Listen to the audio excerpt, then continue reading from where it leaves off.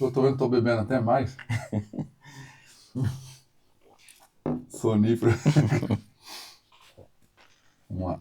Agora o relógio parou em meio-dia aqui. Acabou a pilha, eu acho. Congelou aqui meio-dia. Nossa, o meu nem... Nada. Ah, o celular você tirou, né? É, sem sabor. Podemos começar. Vamos lá. Deixa eu começar aqui. Olá, sejam bem-vindos a mais um podcast. Meu nome é Vinícius Bahia. Opa, show. Asascast, esqueci. Olá a todos, meu nome é Vinícius Bahia. Sejam bem-vindos a mais um Asascast, nosso episódio aqui hoje com um tema muito importante. Meu nome... Opa! Ah, mentira. Não, eu também dou umas engasgadas brutas. Né? Eu trago. Vamos lá. Engasgar pra me apresentar. Ainda bem que não é ao vivo, né? Não, ainda bem que não é ao vivo e lascou. Olá a todos, sejam bem-vindos a mais um episódio do Asascast. Meu nome é Vinícius Bahia, sou médico cardiointensivista, sou coordenador do Centro de Simulação Realística AsasMed. Hoje aqui, falando de um tema muito importante com o Dr. Bruno Pinotti, nosso médico cardiologista, arritmologista. Bruno, seja muito bem-vindo a esse mais um episódio aqui. E queria que você falasse um pouco, se apresentasse aí, e para a gente bater um papo hoje sobre um tema tão importante que é arritmias no pronto-socorro. Olá, prazer. Meu nome é Bruno Pinotti, sou médico cardiologista e arritmologista. Trabalho aqui em São Paulo, aqui na Rede Dor, no Dante Pazanese. E agradeço o Vinícius, agradeço a equipe pelo convite. Um prazer estar aqui falando de um tema tão importante, né, Vinícius? E tão almejado aí por conhecimento pelos nossos colegas de trabalho, que são as arritmias cardíacas, né? Tema que dá muito questionamento, surgem muitas dúvidas, que hoje a gente espera que esse bate-papo seja bem produtivo aí para o pessoal aproveitar, retirar e perder o medo das arritmias também, né, gente? Não precisa ter medo de arritmia não, desde que você esteja trabalhando, estudando, atuando. Acho que a arritmia, o primeiro recado que eu começo já deixando aqui é para deixar de ter medo. Vocês vão ver que não é tão complexo assim. É isso aí, Bruno. Antes da gente começar mesmo no tema a fundo, me fala um pouquinho da sua trajetória aí, por que você escolheu, né, dentro da medicina com tantas áreas bacanas, você escolheu a cardiologia e mais específico, a arritmologia. Conta um pouquinho da sua trajetória aí, como é que foi desde o início aí, para a escolha, né, e a decisão de uma especialidade tão importante como essa. Bacana, então, Vinícius. Eu sempre gostei, assim, eu sempre fui muito curioso, né? Sempre fui muito atrás de correr atrás das coisas e tudo. Meu pai ele trabalha na área da saúde, ele é médico, trabalha em terapia intensiva, enfermaria. Então eu sou aquela criança que sou deixado desde novo, desde pequeno, eu era levado em hospital, era levado no posto de saúde, era levado numa emergência, eu sempre acompanhei ele. Isso acho que cada vez mais foi me despertando um certo interesse.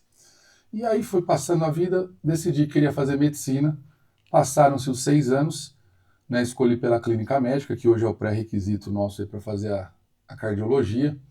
E desde quando eu comecei a estudar a clínica médica mais a fundo, eu já me apaixonei pela cardiologia, por eletrocardiograma, que é um tema muito importante também aí dentro da cardiologia, dentro das emergências, inclusive, com o tema que a gente vai falar hoje sobre as arritmias, e acabei indo para o lado das arritmias cardíacas. E hoje é a minha área de atuação maior, né? Dentro da arritmia, em cardiologia, trabalho também com terapia intensiva cardiológica, e foi assim mais ou menos que eu comecei a minha atuação. Sou um apaixonado aí por essa ciência hoje. Ah, que legal. Às vezes a vida nos traz vários caminhos, né? A gente se conheceu no INCOR, né? Instituto do Coração, do Hospital das Clínicas, num momento que é muito importante, né, a gente encontrar com pessoas que podem fazer a diferença na nossa vida, né, e a gente não sabe a trajetória, né, realmente como é, e foi muito bom. Hoje você está entre os maiores hospitais e melhores, até mesmo da América Latina, né, e como é que é hoje a sua vivência, assim, no mundo da arritmia? O que você acha você faria hoje outra coisa? Ou é algo que realmente, não, é isso aqui mesmo que eu quero o resto da vida? O que você tem a dizer aí sobre isso? Não, bem bacana essa pergunta, Vinícius. Inclusive, é uma pergunta que eu recebo, né, por trabalhar com isso diariamente. Recebo muito dos colegas residentes, dos alunos, né? A gente dá aula em pós-graduação, em preceptoria de residência médica.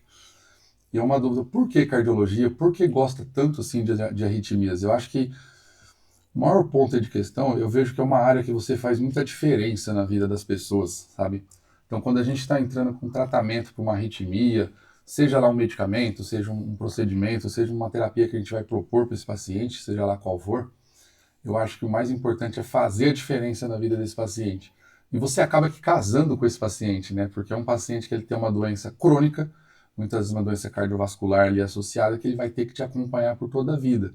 Então é muito importante ter essa relação com o paciente e você continuar acompanhando ele por toda a vida. Então eu acho que essa dinâmica de você estar com o paciente, estar com os familiares, passar essa confiança para o seu paciente, eu acho que é muito bacana. E de estar também inserido em grandes hospitais aqui em São Paulo, tenho a oportunidade de trabalhar na equipe do Dr. Valdirgem, lá do Eletrofisiologia da Rede D'Or do Jabaquara, né, que onde eu cresci muito como arritmologista lá dentro da equipe, e a gente está ali sempre fazendo a diferença, propondo os melhores tratamentos, propondo os melhores recursos para os nossos pacientes. É muito interessante você ver um paciente que antes não conseguia andar, de tão cansado, não conseguia caminhar, de tanta palpitação, não conseguia fazer um exercício. Hoje ele está lá se movimentando, se exercitando, fazendo tudo que antes ele não fazia, e te agradecendo aí por você ter causado um impacto positivo na vida dele. Isso é legal, né? Isso é muito bom. É fazer a diferença, né? Quando você falou uma palavra assim, tão profunda, que é fazer a diferença na vida do paciente. E aí me lembrou que tem algumas arritmias que a gente tem que tratar de forma imediata, né? Porque quando a gente trata de forma imediata, a gente faz a diferença na vida dele, ou salvando ele de imediato ou diminuindo comorbidades que pode vir depois, né? Posteriormente uma parada cardíaca ou algo do tipo. E eu queria que você desse uma dica hoje aí, já dando esse pontapé inicial, quais são para você as 5 principais arritmias que todo médico no pronto-socorro deveria saber? O médico formou hoje, vai trabalhar no pronto-socorro, ou o médico que já está lá há vários anos. Qual é a dica que você daria aí? E quais são essas 5 principais arritmias aí para você, que todo médico deve saber? Bacana, Vinícius. Um tema que eu gosto muito de falar, inclusive, porque eu acho que você trabalhar numa emergência é algo de muita responsabilidade, né? Então, dentro de uma terapia intensiva, isso se aflorou muito, inclusive com a pandemia, né? Muitos médicos recém-formados dando plantão aí em terapia intensiva, às vezes, assim, a menor noção do que é conduzir um paciente grave, e foram aprendendo ali a necessidade que fez a ocasião. Quando a gente vai falar em ambiente de emergência também, nós temos algumas arritmias que você tem que estar ali muito preparado. E o preparo, ele nunca termina, ele nunca acaba. Ele começa na faculdade, mas ele nunca vai terminar. Essa que é a importância de estar sempre se atualizando, fazendo cursos e sempre estudando. O médico que acha, ou o profissional de saúde que acha que vai se formar e parar de estudar, parar de se envolver com os estudos, com os trabalhos, ele está bem enganado, inclusive. Cara, quando a gente vai chamar a atenção das arritmias, as 5 que eu acho, assim, são várias as arritmias importantes, mas as que chegam com maior incidência no pronto-socorro, fibrilação atrial, né? Nossa população está envelhecendo cada vez mais, e com isso a prevalência das FA, da fibrilação atrial, vai aumentando, e com ela junto vem o flutter atrial também. Então saber conduzir bem uma fibrilação atrial é importante. As taquiarritmias supraventriculares, ataque popular, taque supra que a gente fala, você faz a diferença ali na hora. Uma pessoa que vai chegar ali para você com 200, 240 de frequência cardíaca, e é algo que você falou muito bem, é algo que você tem que resolver ali. Bem, você vai resolver ali, vai tratar depois, mas o que eu faço na emergência com um paciente desse? É muito importante. As taquicardias ventriculares, né, que são aquelas taquicardias que, se você não fizer nada naquele momento, por mais que o paciente não esteja instável, ele vai instabilizar em algum momento. Então é uma taquiarritmia que você tem que tomar muito cuidado. E também lembrar que quando a gente fala em arritmias, a gente está falando de uma desordem do ritmo, mas pode ser para mais ou para menos. Uhum. Isso é uma coisa que as pessoas esquecem, que são as bradiarritmias também, né? As bradiarritmias são muito importantes, a gente não pode deixar de lembrar delas. Inclusive, se passar algum detalhe, se passar batido alguma dessas arritmias, principalmente num cenário de instabilidade, nós vamos ter a nossa pior das emergências cardiovasculares, né? Que é a nossa parada cardiorrespiratória. Então, eu acho que é muito importante saber conduzir, saber prevenir, saber até para você saber evitar. Claro que precisa saber também tocar uma parada cardiorrespiratória, muito importante. Muitas vezes você já vai se deparar com um paciente já nessa situação, mas antes de parar, o paciente dá sinais para a gente, né, disso. E eu acho que já saber ali conduzir de forma imediata e precoce, você acaba evitando complicações futuras. Olha que legal, né? Já até me deu um gancho aí para as próximas perguntas. E isso é muito importante, né? O médico hoje, se ele realmente ele vai dar um plantão, um pronto atendimento, numa enfermaria, numa unidade básica de saúde, e ele fala, ó, eu quero saber 5 principais arritmias, essas aí, né? Fibrilação atrial, barra flutter, ataque supraventricular, as bradiarritmias, ataque ventricular e os ritmos de parada, né? E isso é importante, eu acho que as principais arritmias que todo médico deveria saber. E isso é muito importante porque a maioria dos médicos, eles não saem tão preparados, infelizmente, não saem tão preparados das faculdades. A gente sabe disso. Cada dia, eu sempre é uma coisa que às vezes me deixa até um pouco mais triste, né? A gente vê a abertura das universidades hoje, uma atrás da outra, né? Em locais que muitas vezes não tem nenhum hospital. Então, isso é bem complicado, porque esses médicos, esses profissionais, eles vão atender, né, os pacientes e não estão ali preparados para isso.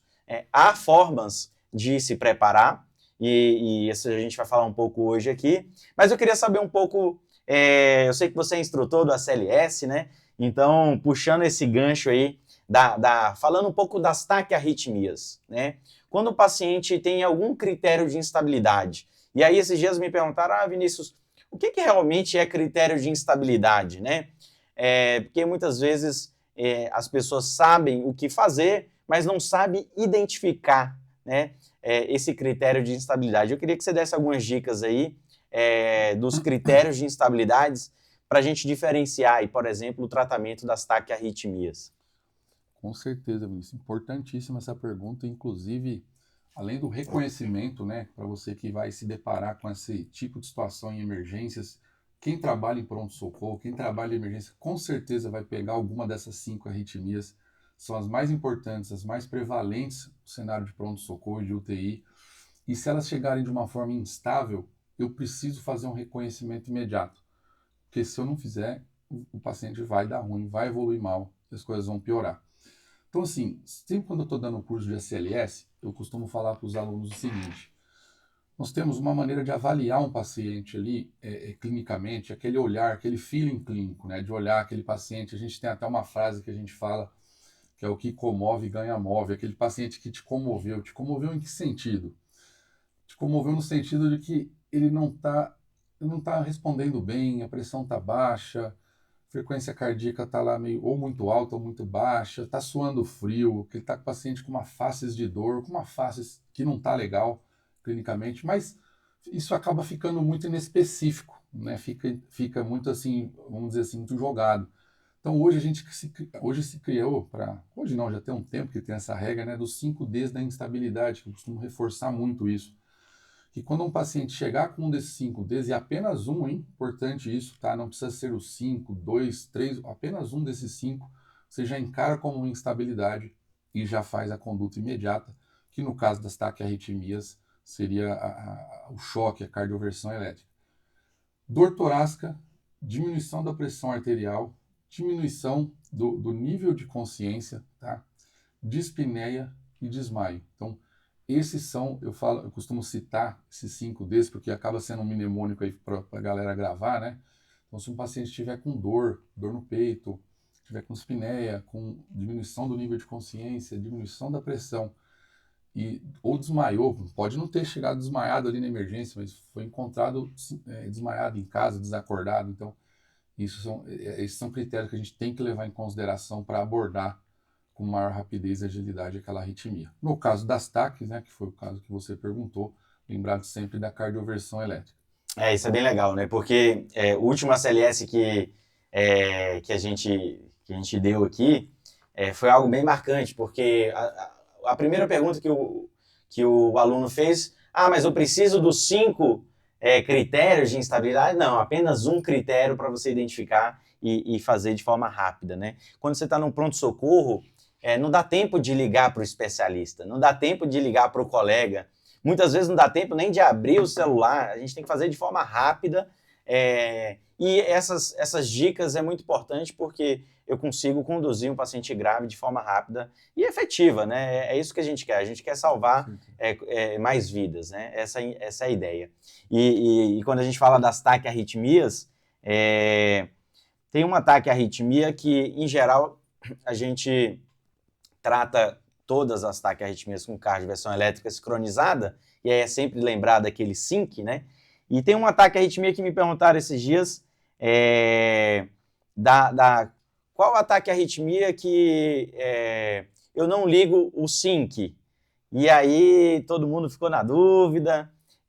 Existe alguma taquiarritmia que a gente não faz a cardioversão elétrica sincronizada, ou a gente pode fazer em todas? Queria uma dica sua sobre isso aí. Então, sempre importante isso, quando eu estou falando também lá no curso, né, das TAC instáveis. Primeiro, às vezes o aluno ele fica querendo identificar o ritmo ali precocemente. Eu estou em que tipo de taquicardia que é essa? Ali, naquele momento, claro, lógico que é muito importante você saber o eletro, você saber identificar a taquiarritmia, mas num cenário de emergência ali, aquele momento não vai valer esse diagnóstico. Você vai identificar que é uma taquiarritmia, uma frequência cardíaca muito alta, geralmente as que estabilizam acima de 150 de frequência, né, para você estar efetivando o tratamento. E aí tem até um mnemônico que a gente usa e a gente ensina no ACLS, né, que é o OSASCO, que é para orientar o paciente, que aquele paciente ele tá lá acordado, está conversando contigo, que você vai sedá-lo depois para fazer o choque, para fazer a cardioversão, né? E desse OSASCO já está o SYNC ali, para você não esquecer de sincronizar, porque se você dá um choque a qualquer momento ali do intervalo QRS, você pode fazer um fenômeno que a gente chama de R sobre T e piorar aquela arritmia, aquela taquiarritmia do paciente. Então, no geral, você vai fazer sempre o SYNC nas taquiarritmias, tá? Que é o cenário de sincronização, que você vai para a onda bater em cima da onde ela tem que cair, o choque tem que cair no lugar certinho lá. Isso a gente vai comentar em outros podcasts com mais detalhes. Mas tem uma em específico que a gente acaba, às vezes, não...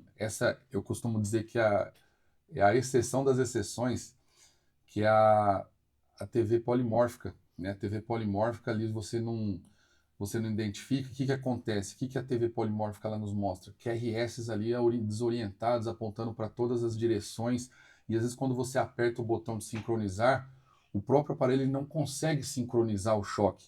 Então você acaba que aperta o botão ali, ele não acha o QRS, ele acaba não disparando.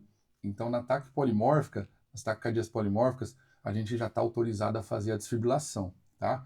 Mas mesmo assim seguindo o OSASCO. E nas taquiarritmias, no caso dos ritmos de parada, né, que seria a FV e ataque ventricular sem pulso. Aí também lembrar que não tem que fazer a sincronização. E a maioria dos aparelhos, lembrar que quando você aplica o primeiro choque, ele já automaticamente sai a função de sync. Ou seja, se você for dar um segundo choque, nunca esquecer de apertar o botão de sincronizar novamente. Isso é muito importante. Isso é legal, né? Isso é bem importante. A gente fala bastante isso no ACLS.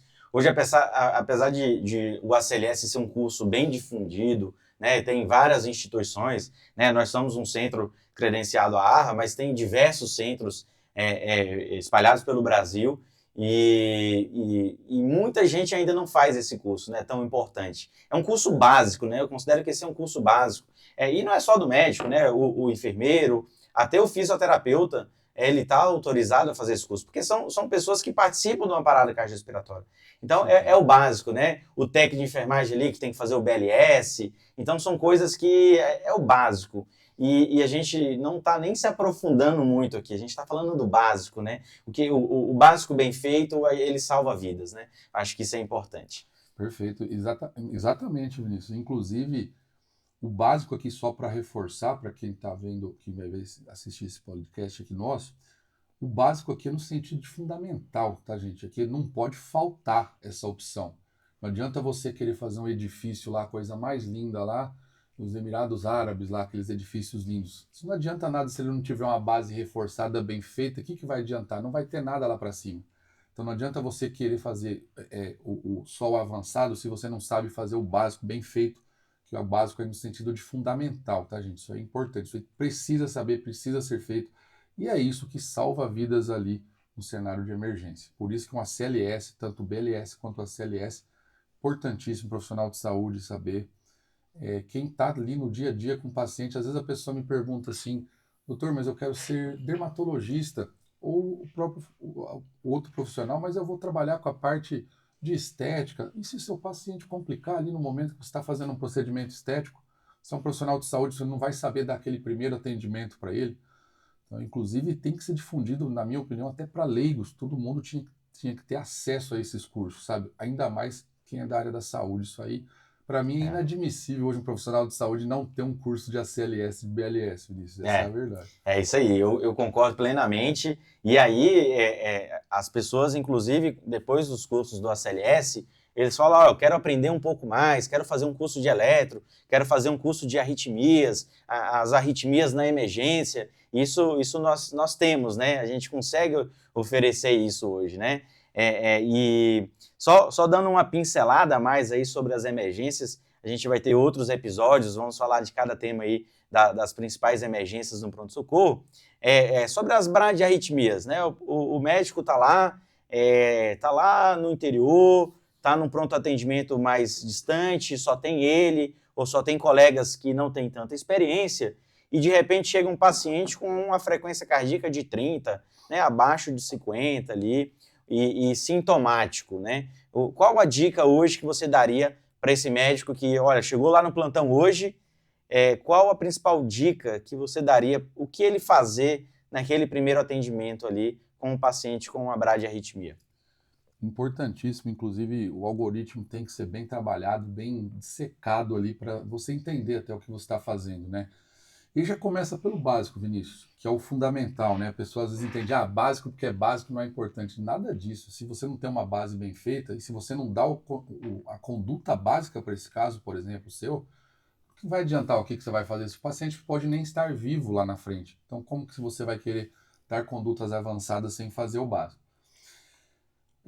Um paciente num cenário desse, eu costumo dizer o seguinte, sempre que o paciente chega num cenário de um ataque ou de uma bradiarritmia, eu gosto sempre daquele mnemônico MOVE, né?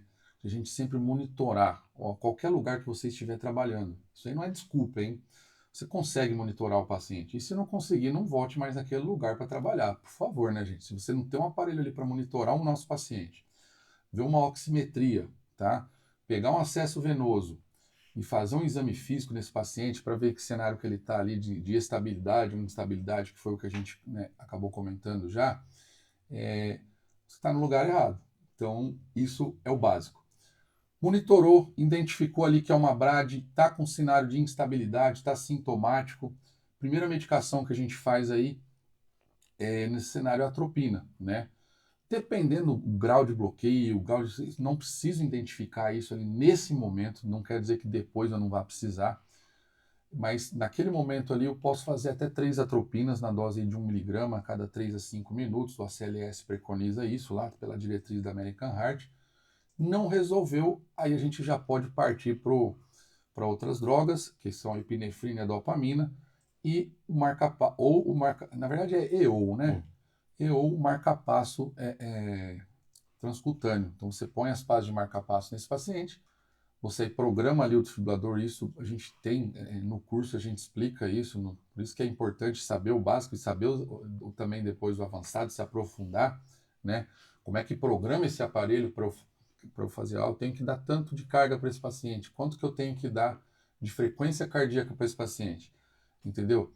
Então ali eu vou programar tudo isso e lembrar também de sedar, deixar uma dose de analgésico ali, uma analgesia, porque o paciente vai estar ali tomando um choquinho do marca-passo, isso aí pode gerar dor, né? Então, paz de marca-passo, gente, um ambiente de monitorização e essas drogas, em qualquer cenário de emergência que você atue, tem que ter. Se você não tem isso, você não pode nem encarar aquele cenário como um ambiente de pronto-socorro, de unidade de emergência. E aí, você chega num local, não tem isso, tem que comunicar ao gestor, fazer uma notificação, olha, eu preciso disso. Ah, mas só aconteceu uma vez aqui nesse pronto atendimento, aconteceu uma e a gente tem que ter isso aí, né? Essa uma mesmo que a gente quer salvar, né?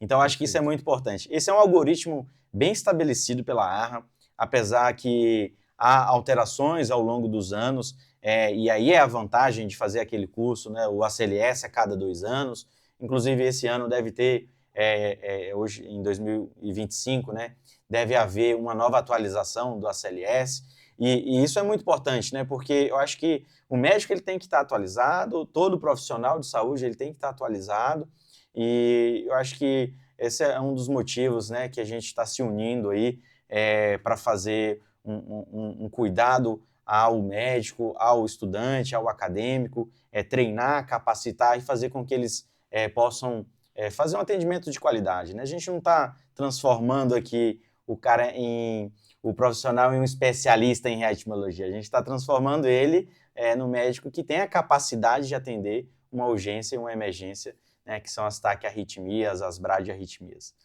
Bruno, eu queria que você deixasse hoje aí uma mensagem final, a gente finalizando aqui esse episódio das arritmias no pronto-socorro. A gente vai ter um episódio aí para a gente falar só das bradiarritmias, só das taquiarritmias, dar uma pincelada aí para a gente apoiar, né, esse médico que está ali na ponta, a como conduzir, né, e queria que você deixasse uma mensagem hoje aí para esses médicos que estão na ponta e queria desde já agradecer também pela presença aqui hoje. Então, Vinícius, agradeço novamente pelo convite, um prazer enorme estar aqui. Pode chamar quantas vezes for necessário que a gente venha, vamos conversar, vamos falar. A gente tem que, eu acho que a nossa missão aqui, Vinícius, é espalhar conhecimento, cara. Essa que é a ideia de a gente estar juntando as nossas especialidades, as nossas subs, trazer o melhor conteúdo atualizado para os nossos alunos aí, para quem nos acompanha, né? Porque a medicina se diversifica muito, muda muito. O ACLS, como você bem mesmo falou, está sempre mudando, a cada 2 anos. É importante fazer essa atualização. Agora em outubro, inclusive, vai ter a nossa atualização brasileira da diretriz americana, que eles vão trazer para cá. Então, assim, é muito importante a gente se atualizar. E eu acho que alguém, quando está bem preparado, Vinícius, não há o que temer, entendeu?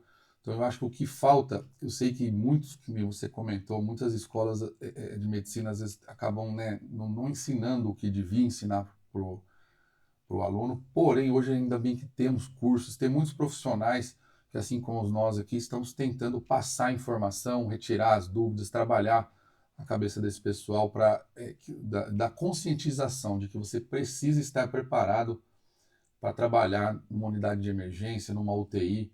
O que a gente vê hoje, muita gente mal preparada, né, Vinícius? Muita gente às vezes tomando condutas erradas e processos, advogados estão por aí, ó.